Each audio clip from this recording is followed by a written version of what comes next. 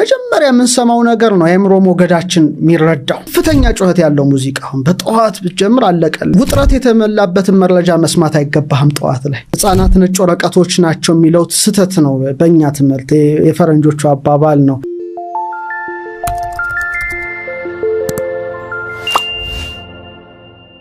በጣም ጮክ በማለትና በሚረብሽ ድምጽ ቀንህን አለመጀመር። አሁንም እዚህ ውስጥ እስከዚህ ድረስ ስልክ ምናምን የለም፣ ጩኸት ምናምን የለም።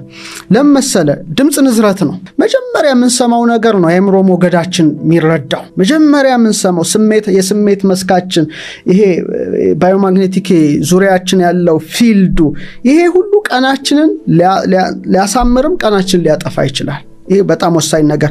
ለምሳሌ ከፍተኛ ጩኸት ያለው ሙዚቃ አሁን በጠዋት ብትጀምር አለቀል።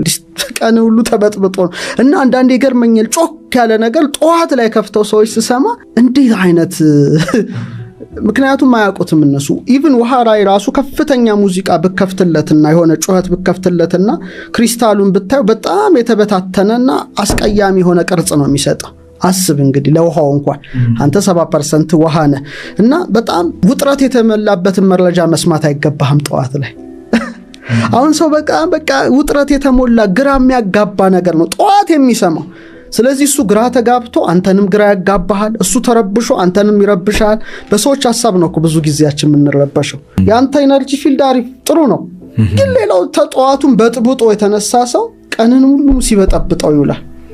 በጣም የሚያሳዝነው ነገር ይሄ ነውና አንዳንዴ የት እንሂድ ትላለህ አንደ ማለት ትደርሳለህ። ኢቭን እንደው ትራፊክ ተመልከት እስቲ። የትራፊክ ጃም አይረብሽም? በቃ ቢቢ ገና ጠዋት ወደ ስራ ስትገባ እንግዲህ አስብ፣ ተነስተ እንኳን ነቅተ ስትሆን ያለው ፍጋቱ ምኑ ስታዩ ቢብ በቃ እኔ ወደዚህ ስመጣ በቃ ጭንቅንቅ ያለ ነው። ሶ ምንድነው ማድረግ የምችለው መሰለ? በቃ የሚያበሳጨኝ እንዳይኖር ጥሩ ነገር ማሰብ። ጥሩ ነገር በማሰብ የድሮ ሆኖ ይሁን ሲያችን እስክታልፎ ድረስ ማለት ነው። ምን ያህል ኤነርጂ እንትንህን የነርቭ ስርዓት ይወጠራል። በቃ የሚያስደነግጥ ዜና ስትሰማ ይወጠራል። ሲግናሉ ወጥረው ይላል።